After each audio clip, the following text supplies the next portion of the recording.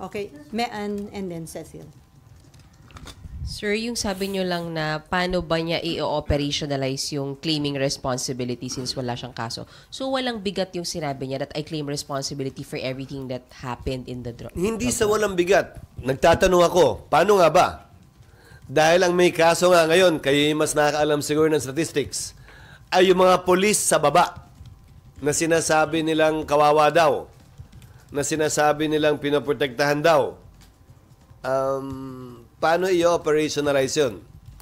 Dahil yung mga dating chief of police ng Davao at PNP chief kahapon, sa pagkakaalam ko ay wala naman silang mga pending na case kaugnay ng extrajudicial killing.